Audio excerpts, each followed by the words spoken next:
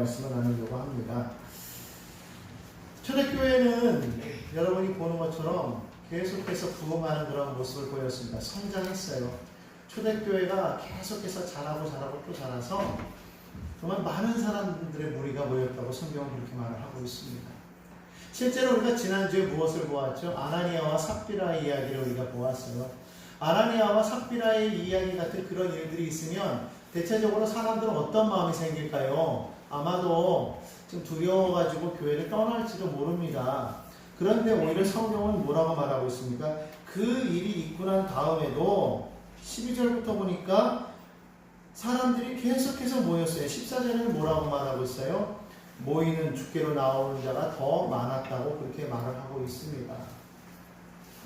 어떻게 그런 일이 생길 수가 있었을까? 사람이 한 게 아니라는 것이죠. 사실 초대교회는 성령의 역사가 강하게 나타남으로 시작된 것을 우리가 볼 수가 있습니다. 즉 다시 말하면 초대교회는 사람에 의해서가 아니라 성령에 의해서 세워졌다고 그렇게 말씀을 드릴 수가 있어요. 비록 오늘 성경에는 그렇게 말합니다. 12절에 보니까 사도들의 손을 통하여 민간의 표적과 기사가 많이 일어났다고 그렇게 말을 하고 있어요. 자, 이렇게 보면은 우리가 생각할 때에 그때 당시에 초대교회가 잘 될 수 있었던 것은 사도들이 있었기 때문에 그런 것이야 라고 생각할 수가 있어요. 베드로와 야고보와 요한과 같은 그런 사도들이 있어서 능력이 있어서 지난번에 우리가 보았던 것처럼 성전 미문 앞에 앉았던 40년 된 사람도 말씀 한마디로 일으키지 않았더냐 이거예요. 그러니까 그러한 사도들이 있었기 때문에 초대교회는 부흥했다라고 우리는 생각하기가 쉽다라는 것이죠. 그러나 여러분 우리가 분명하게 알아야 될 것은 사도들이 처음부터 이와 같지는 않았다는 것을 우리가 기억해야 된다는 것입니다. 그들은 흔히 우리가 영화나 소설에서 보는 어떤 초인이나 영웅들이 아니었다는 거예요. 그들은 우리 주변에서 흔히 볼 수 있는 그런 아주 평범한 사람들이었다는 겁니다. 당시 갈릴리는 가난한 지역이거든요. 그 가난한 지역에서 업으로 살아가는 사람이었다는 거예요. 또 어떤 사람은 세리로서 살아가는 사람들이었다는 것이죠. 유대인들에게 미움을 사는 사람들이었다는 거예요. 어떤 사람들은 또 열심당원들도 있었겠지만 대부분의 모습들을 보면 별로 그렇게 학벌도 높지 않고 재력도 많지 않고 권세도 없는 그저 그런 평범한 사람들이었다는 것을 우리는 알 수가 있습니다. 어찌 보면 그 가운데 저와 여러분이 있을 수도 있다는 거예요. 그냥 평범하게 하루하루를 그냥 살아가는 그런 사람들이 예수님을 만났고 예수님을 3년 반 동안 따라다니면서 그분에게 가르침을 받았다는 것. 그럼에도 불구하고 그들은 어떤 사람들이었습니까? 다 요한을 제외한 11명의 모든 제자들이 다 한 번씩은 예수님을 배반하는 그런 전적에 있는 그런 사람들이었죠. 심지어 가룟 유다는 예수님을 팔아버렸고 그것이 못내 마음에 상처가 돼서 자살하고요. 베드로는 어땠습니까? 예수님의 수제자라고 했지만 그는 예수님을 3번씩이나 부인하는 그런 사람 아니었습니까? 심지어 저주까지 했다고 그렇게 말을 하고 있어요. 모든 제자들이 다 떠나갔단 말입니다. 여러분 생각해 보십시오. 사람이 아무리 부족하고 연약해도 배신하는 사람을 데리고 갈 수가 없어요. 그렇지 않겠습니까? 그런데 예수님을 보십시오.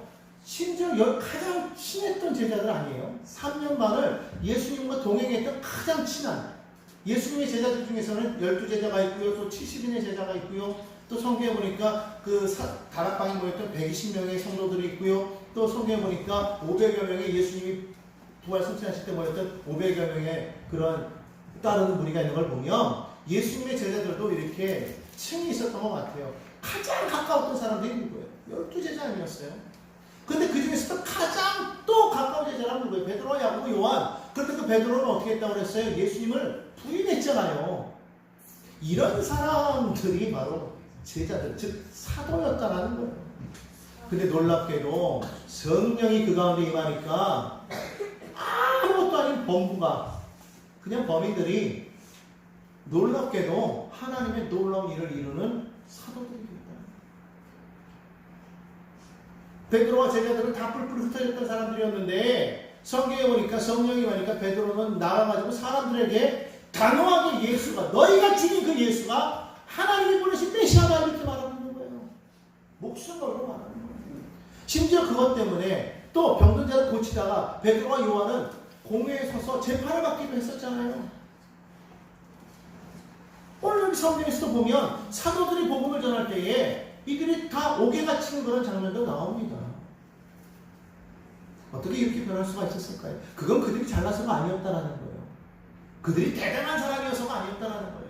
그 안에 오신 성령이 그들을 그렇게 만들었어요. 오늘 이 시간 저와 여러분도 마찬가지랍니다. 우리는 비록 아무것도 아닙니다. 연약합니다. 여기서 있는 저조차도 아무것도 아니에요. 학벌로 따지면은 세상에 얼마나 뛰어난 사람들이 많아요.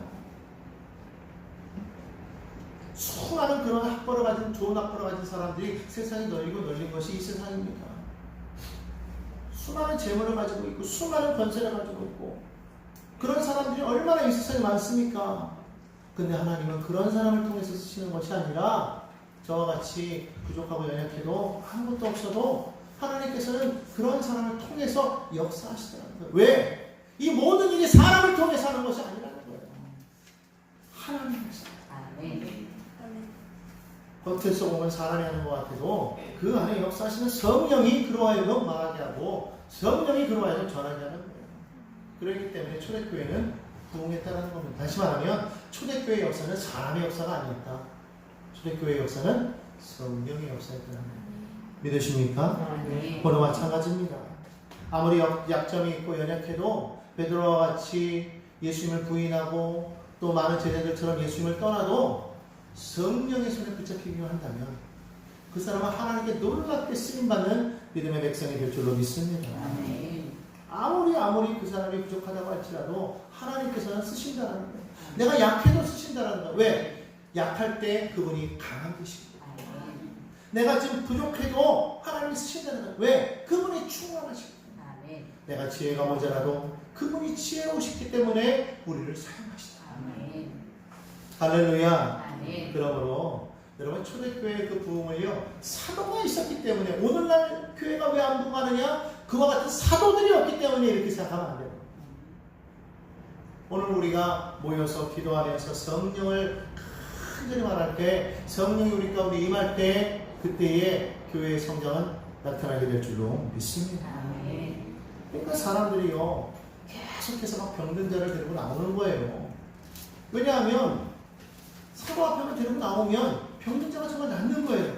귀신이 쫓겨나가는 거예요. 심지어는요 다 못 안수하니까 그냥 베드로가 지나갈 때 그 그림자라도 덮기를 바라고 그 지나가는 앞에다가 이렇게 막 눕혔대요. 병자들. 예수님 때도 그랬잖아요. 예수님 앞에 나아갈 수 없으니까 차마 못하니까 막 옷자락이라도 잡으려고 하고, 바울 같은 경우에는 그 손수건만 가져도 나았잖아요. 그러니까 그런 마음이죠. 베드로가 뛰어나서 그랬을까요? 베드로가 위대한 수제자이기 때문에? 하나님의 영이 그 가운데 임하니까 하나님께서 그를 통해서 역사하시더라. 할렐루야. 그렇다면 저와 여러분은 어떨까요? 저와 여러분도 그렇게 쓰임받을 수 있을까요? 그렇게 쓰임받을 수 있다고 믿으시면 아멘. 어떻게 할 때? 성령이 내 안에 임할 때. 그럼 다시 한번 물어보겠습니다. 그렇게 쓰임받기 원하십니까? 아멘. 그렇게 정말 쓰임받기 원하십니까? 아멘. 그럼 성령을 받기 바랍니다. 성령을 사모해야 돼요. 간절히 사모해요. 사모했다 안 했다, 사모했다 안 했다 그러면 될까요 안 될까요? 우리가 기도하다가도요, 기도하다가 되나 자꾸 눈 뜨고 보면은 안 돼요. 임할 때까지 기다려야 되는 거예요. 초대교회 그 성도들은요, 성령이 임할 때까지 기도했어요. 우리도 마찬가지예요. 우리가 기도할 때에 절대 낙심하면 안 되는 거예요. 하나님께서 약속하신 것이기 때문에 그 약속하신 성령이 내 안에 오실 때까지 오늘도 우리가 기도할 때 성령이 내 안에 임하게 될 줄로 믿습니다. 성령이 오시면은요, 약한 자를 통해서 기적을 일으키시는 거예요. 여러분 볼 때 우리가 지금 보잘것 없이 보여도 아닙니다.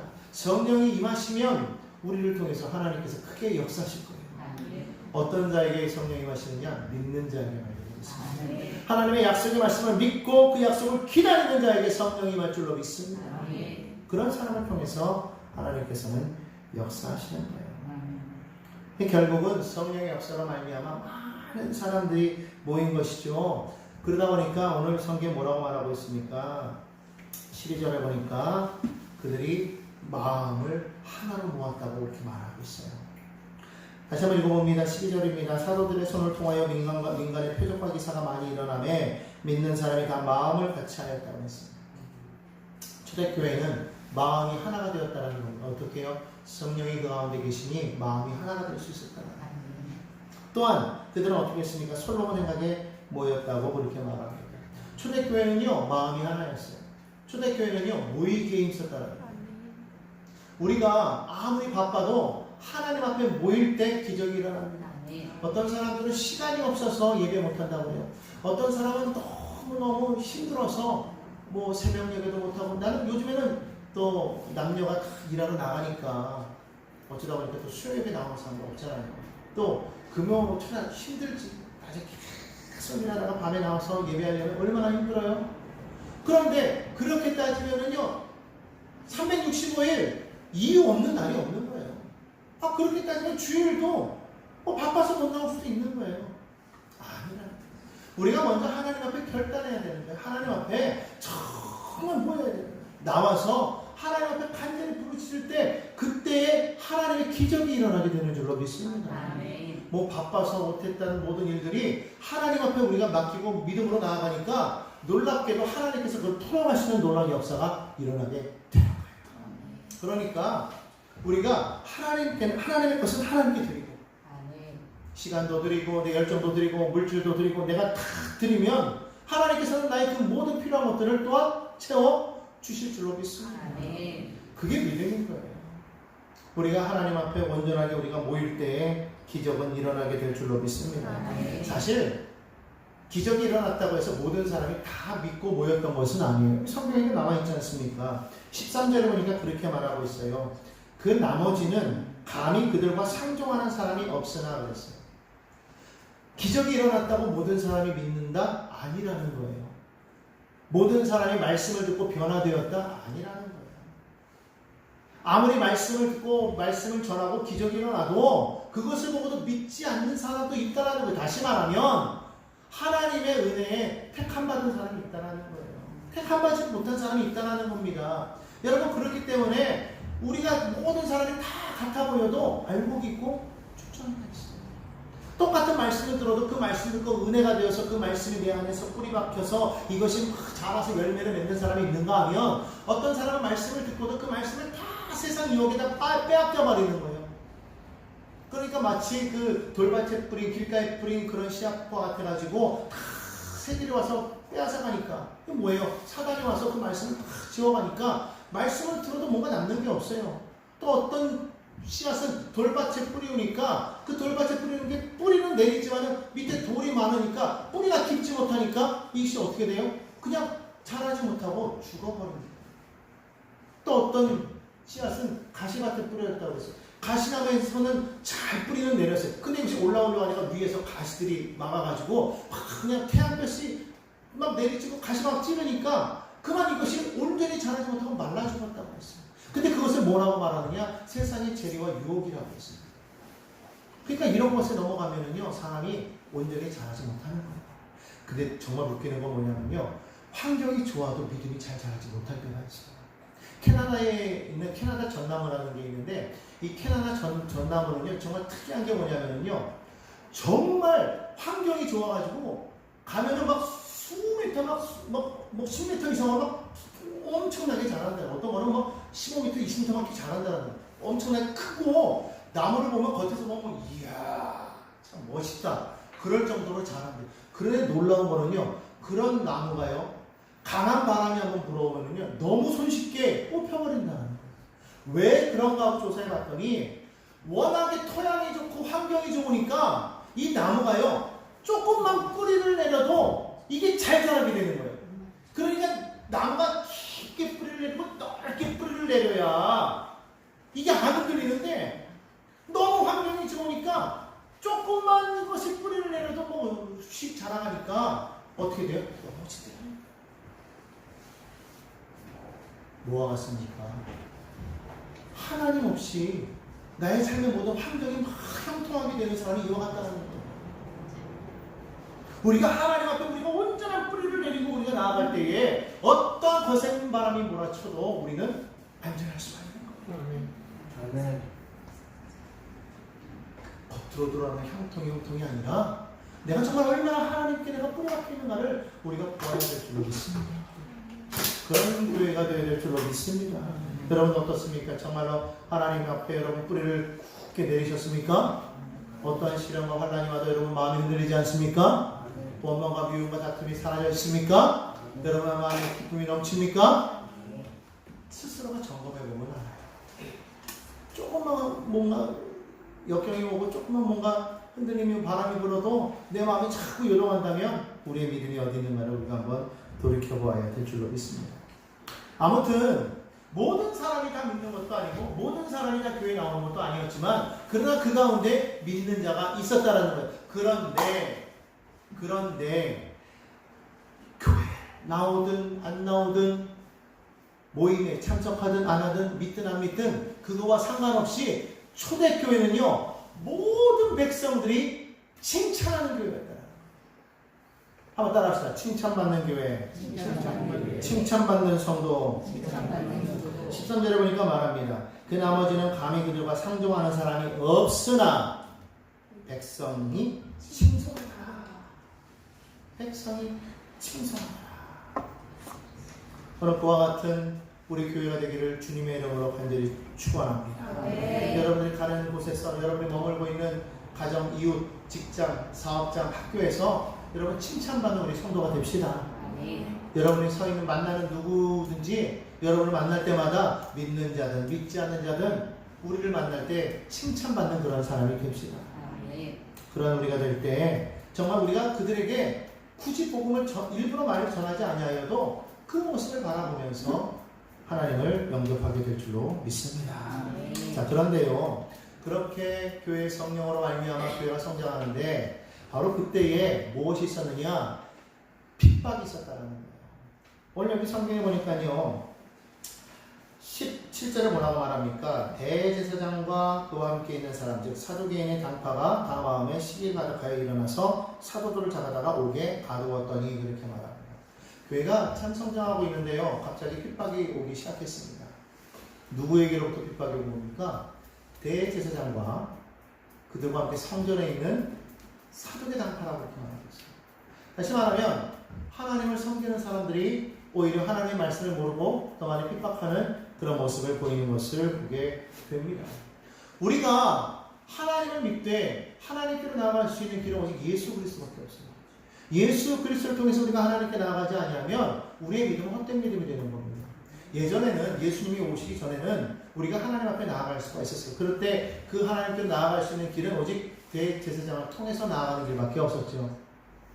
그런데 그렇게 나아가는 길은 참으로 힘들고 어려웠어요. 왜냐하면 맨날 우리가 우리 지은 죄를 지었을 때마다 우리는 거기에 맞춰서 제물을 늘 준비해야 됐고 그 제물을 들고 나아가야 됐기 때문에 사실 그게 그렇게 쉬운 게 아니죠. 죄 지을 때마다 아니면 또 우리가 매일같이 우리가 또 하나님 앞에 예배할 때마다 늘 제물을 우리가 바쳐야만 하나님께 나아갈 수가 있었단 말입니다. 그렇다고 해서 우리가 온전히 하나님의 말씀 직접 들을 수 있는 것이었느냐? 그렇지 못했다는 것이죠. 자, 그런데 예수 그리스도께서 오심으로 말미암아 어떻게 되었습니까? 예수님이 십자가에 달려 죽으셨을 때에 그때 성전의 휘장 위로부터 아래까지 쭉 찢었다고 했어요. 하나님과 우리 사이를 가로막고 있던 그런 휘장이 사라져버리고 나니까 우리가 어떻게 됐습니까? 하나님께로 나아갈 수 있는 길이 열리게 됩니다. 그래서 히브리서는 뭐라고 말합니까? 예수 그리스도의 보혈로 말미암아 우리가 아버지께로 나아갈 수 있는 감명을 얻었다고 했어요. 그전에는 아무나 나아갈 수가 없었습니다. 그러나 이제는 예수님을 통해서 우리는 얼마든지 누구든지 하나님 앞에 나아갈 수 있는 놀라운 은혜가 있게 된 것을 믿으시기를 바랍니다. 그렇기 때문에 예수가 아니면 안 되는 거예요. 세상에 다른 어떤 것을 가지고 와서 이것을 통하면 하나님께로 갈 수 있습니다. 저것을 하면 하나님께로 갈 수 있습니다. 아무리 뭐라고 말한다고 할지라도 그것이 겉으로 봤을 땐 좋아 보여도 예수가 빠지면 아무것도 아닌 거예요. 예를 들어서 착한 일을 많이 하고 선행을 베풀면 그러면 구원받습니다라고 말하면 겉으로 봤을 때는 좋은 것 같아요. 그러나 거기에 예수가 빠지면 아니라는 거예요. 아무리 정의롭고 불의를 용납하지 아니하고 그렇게 용감하게 나서서 불에 와서 싸우면 구원을 받을 것이다. 그래서 막 세상에 있는 모든 불의에 맞서가지고 막 투쟁하면 구원을 받을 것이다. 아무리 그렇게 외쳐도 예수 그리스도가 그 안에 없으면 구원을. 그렇기 때문에 어떠한 사람이 우리 가운데 와서 어떠한 것을 우리를 미혹하면서 이야기할 때 그것이 아무리 듣기 좋아 보이고 그것이 정말 그럴듯해 보여도 그 안에 예수가 없습니다. 또한 예수가 있어도 예수 그리스도의 십자가의 죽으심과 부활의 능력이 없다면 그렇다면 그건 아무것도 아닙니다. 사실 예수 그리스도의 이름 너무 간단하잖아요. 아무것도 아닌 것 같아요. 예수만 믿으면 구원받는다고? 그렇게 쉬운 게 어딨어요? 정말 그게 믿음이야? 그게 믿음이야. 그게 하나님께서 우리에게 주신 은혜라는 거예요. 어떤 사람이 그러더라고요. 이 불교에 있는 그 이론은요, 너무 심오해가지고 정말 그 지혜로운 사람이 그것을 불교에 있는 그 내용을 연구를 하면 30년, 그것을 이해하는데 30년이거든요. 근데 우리 같이 그냥 평범한 사람이 그걸 연구하잖아요. 그럼 그걸 이해하기까지가 300년이 걸려도 모자란다는 거예요.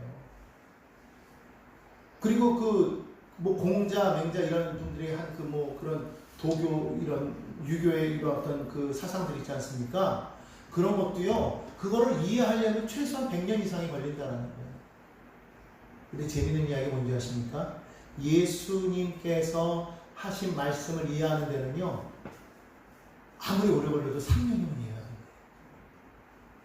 그러니까 사실 보십시오. 그냥 이런 쪽으로 보면, 야, 불교가 더 고상하고 고매하고 뭔가 대단한 것 같지 않아요?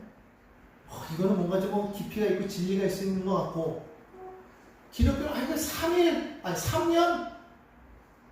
야, 그게 뭐야? 그렇게 쉬워? 사실 3년 갈 것도 없어, 그죠? 예수 그리스도를 믿기만 하면 구원받는다고 그랬으니까 그 말 한마디면 되는 거 아니에요? 요한복음 3장 16절.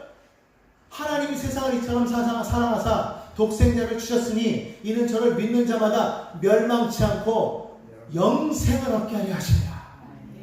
이건 애들도 외워. 애들 외우지? 찬이 외우지? 네. 애들 외운다고. 어려워요?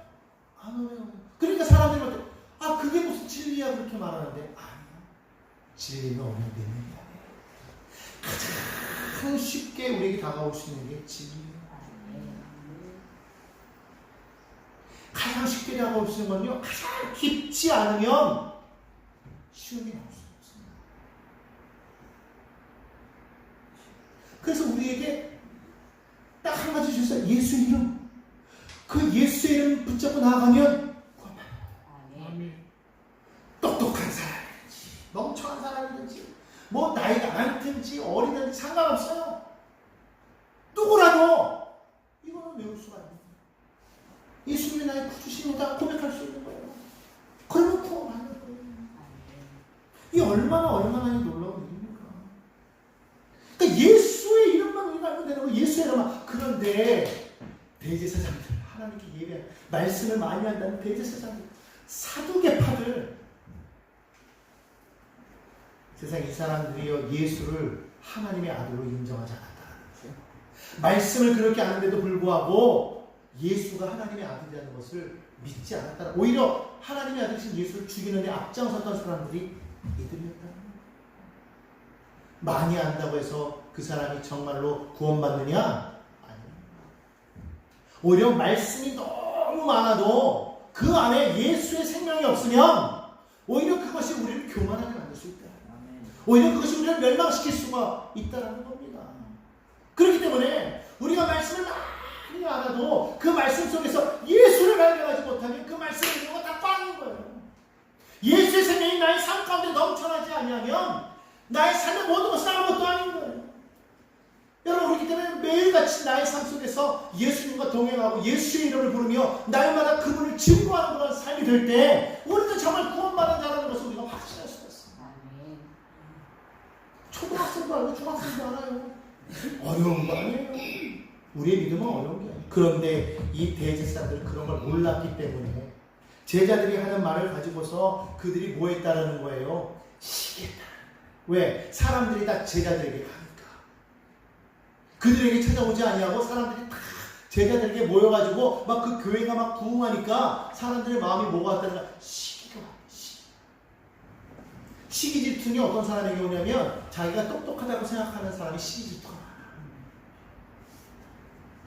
나는 이런 사람인데 왜 나한테 오지 않냐고, 왜 저 사람은 나보다 못한 것 같은데 왜 저 사람한테 가지? 그래서 시기하는 거예요. 성령의 사람은 절대로 시기하지 않습니다. 주의 사람은 절대로 교만하지 않습니다.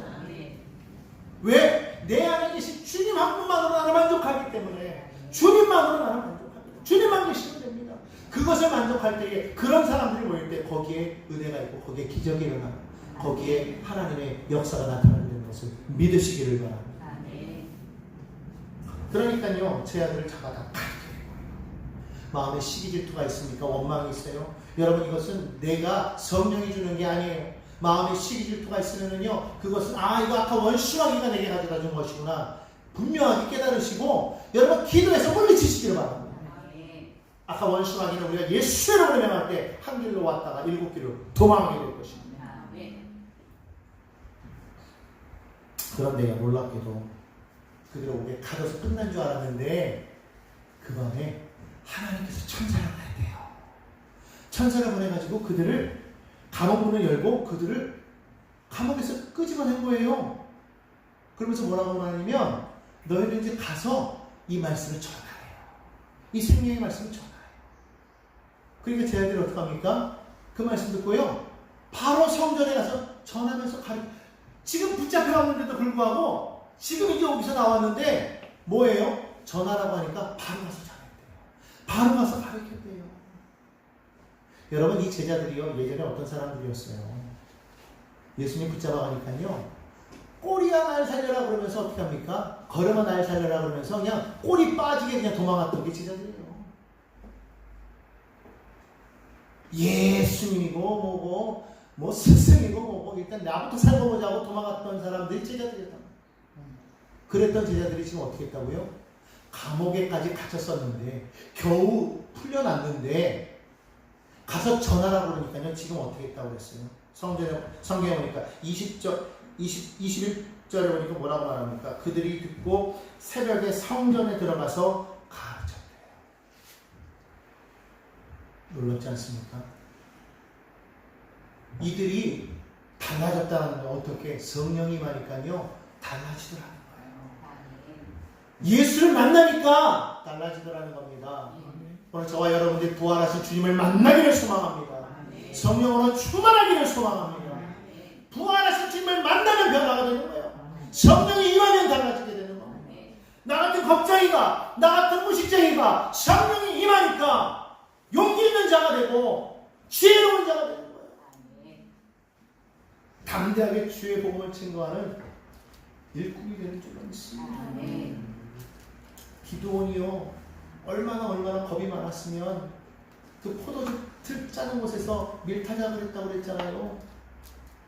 미디안 사람들이 무서워서 막 위장을 하면서 막 이렇게 밀타작을 하는 거예요. 겁쟁이였단 말이죠. 그런데 그랬던 사람에게 천사가 나타나서 뭐라고 말합니까? 주의 사자가 나타나서 기드온아, 큰 용사여, 하나님이 나와 함께 계시도다.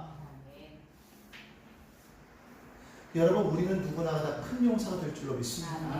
하나님이 함께 하실 때 기드온과 같은 그런 연약한 자도 나는 나의 아버지 집에서 가장 연약한 자예요. 우리 집안은 가장 작은 집입니다. 나는 그 가운데서 가장 연약한 자입니다 라고 말했어도 하나님께서 말씀하실 때 너는 큰 자라고 말할 때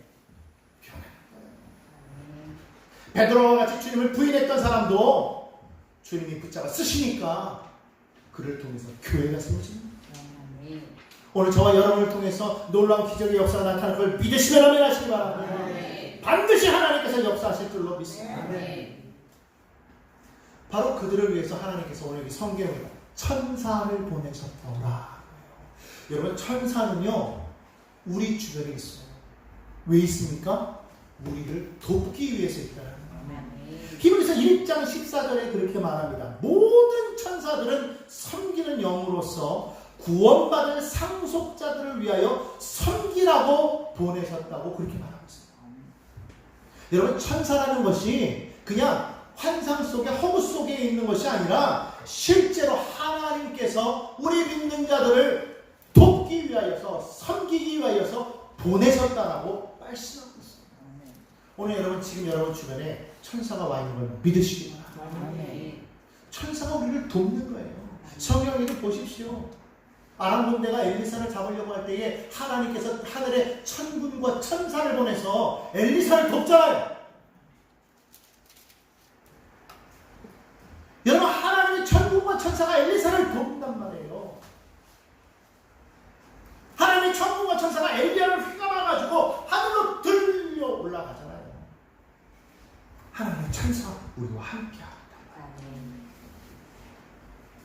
자기를 기도했을 때 하나님의 천사가 와서 하나님의 응답을 전해줬단 말이에요. 세례 요한의 어머니 아버지가 막 기도할 때에 천사가 그 아버지에게 나타나서 자녀가 있을 것이라고 얘기했어요. 천사가 마리아에게 나타나서 자녀가 있을 것이라고 말합니다. 예수님이 태어났을 때 하늘의 천군과 천사가 찬송하면서 말합니다. 하늘에는 영광이요 땅에는 기뻐하시는 이런 사람들 중에 평안하다. 아멘. 하나님의 천사는 지금도 우리 주변에서 우리를 돕고 있어요. 여러분, 혼자가 아닙니다. 결코 우리 외롭지 않아요. 더군다나 성령이 우리 가운데 임하시면 천사보다도 더 큰 그 하나님이 우리와 함께 하시니 우리도 능히 악한 원수마귀를 대적해서 이길 수가 있는 거예요. 그러므로 여러분, 악한 원수마귀가 싸워 이기시는 저와 여러분 되기를 예수님의 이름으로 축원합니다. 감정의 마귀가 다가옵니다. 우리 마음을 자꾸만 미움을 가져다주고 원망을 가져다주고 불평을 가져다주고 때로는 불안, 초조, 염려를 가져다줄 때에 우리가 단호하게 예수의 이름을 힘입어서 내와 나와 함께 하시는 성령 앞에 기도하는 겁니다. 그리고 말하는 거예요. 선포하십시오. 그러면 악한 원수마귀가 떠나가게 됩니다. 마음에 다가와 있던 여러 가지 많은 미움의 감정들이, 원망의 감정들이, 불안한 감정들이, 초조의 감정들이 다 떠나가게 되는 것입니다. 그리고 내 마음 가운데 평안이 넘치게 되는 거예요. 사랑이 넘치게 되는 것입니다. 할렐루야! 우리의 삶의 환경 가운데 악한 원수마귀가 와서 자꾸 환경을 어렵게 무너뜨리려고 합니다. 경제적으로 그렇게 만들고, 사랑 관계를 그렇게 만들고, 모든 것을 자꾸 막히게 만들고. 그럴 때 우리가 기도해야 돼요. 하나님께서 천군과 천사를 보내서 싸워 이기게 하실 뿐만 아니라 더군다나 보혜사이신 성령이 내 안에 와 계시니까 우리가 단호하게 예수의 이름을 힘입어서 우리가 명할 때에 환경을 붙잡고 있는 악한 원수마귀가 한길로 왔다가 따라가기를 들어보십니다. 재정을 맡고 있습니까? 사람 인간관계를 맡고 있습니까? 여러분, 무엇이 여러분 가운데서 억울해지고 무엇이 여러분 삶에 지금 어려움이 되어 있습니까? 여러분, 단호하게 외치시기 바랍니다. 하나님께서 우리의 삶 가운데 모든 어려움이 떠나가게 되고 그것이 변하여서 새롭게 하는 역사가 나타나게 될 줄로 믿습니다. 아멘. 그러므로 여러분, 명하셔야 돼요. 아멘. 가난한 삶을 향해서 명하십시오. 가난한 심령을 향해서 명하시기 바랍니다. 아멘. 환경을 향해서 명하시기 바랍니다. 아멘. 명한 대로 되는 거예요. 아멘. 내 말한 대로 하나님께서 이루실 것을 믿으시기를 바랍니다. 아멘. 환경의 문이 닫혀 있습니까? 사업의 문이 닫혀 있습니까? 재정의 문이 닫혀 있습니까? 하나님께 기도하십시다. 기도하면서 선포합시다. 선포하면 열리게 될 줄로 믿습니다. 자꾸 선포하면서도 두려움을 갖고 자꾸 의심하니까 안 되는 거예요. 의심하면은요, 그것이 하나님을 대적하는 거예요. 아무튼 이렇게 그 하나님께서 이들을 보내셔서 막 전하는데요, 대제사장들과 이 사두개인들이 이 사람들을 붙잡아 와서 신문하려고 이제 밤에 가두어뒀던 건데 밤새 천사가 풀어줬잖아요. 이제 그들을 데려와라 하고 경비원들을 보냈더니 원래 감옥에 그들이 없는 거예요. 어떻게 된 건가 하고 알아봤더니 벌써 그들이 옥에서 나와가지고 막 성전에서 가르치고 있대요. 깜짝 놀란 거죠. 그래서 빨리 그들을 잡아와라. 그 잡아왔어요. 야, 도대체 너희 하지 말라고 했는데 왜 하느냐? 계속적으로 말하는 거예요. 너희 어떻게 해서 자꾸만 이 일을 행하느냐? 하지 말아라. 너희가 자꾸만 사람들을 어지럽게 한다. 자꾸 이 성을 자꾸 어지럽게 한다. 그때 제자들이 단호하게 말합니다. 우리가 전하는 것은 거짓이 아니고 어지럽게 하는 것도 아니고 하나님께서 말씀하신 바로 그 하나님의 아들을 그 하나님께서 우리 가운데 보내셨고 그러나 너희가 죽였지만 그러나 그 죽음 가운데서 하나님 그를 다시 살리셨다는 것을 우리에게 보이셨다. 하나님께서 그분을 높이 올리셨고 그래서 그분을 우리의 구주로 삼으셔서 이스라엘이 회개할 때에 죄사함의 역사를 얻게 하셨다. 우리가 이제 보았다. 우리가 증인이다. 그리고 누구든지 하나님께서는 이렇게 순종하고 복종하는 자에게 성령을 주시더라. 사람들이 난리가 난 거예요. 막 지금 막 서로 이 말을 듣고 막 난리가 나서 뭐 부활이 어디, 특히 사두개인들은요 부활을 안 믿었거든요. 난리가 난 거예요. 저놈들이 지금 거짓을 말한다. 뭐 죽은 자가 어떻게 살아났느냐. 또 제사장들은 어떻게 예수를 하나님의 아들이라고 하느냐. 막 난리가 나서 막 그들을 막 죽이려고 하는 그때에 오늘 성경에 보니까요 가말리엘이라는 사람이 나왔다고 그렇게 말을 합니다. 성경 5장 33절로 34절을 제가 읽어볼게요.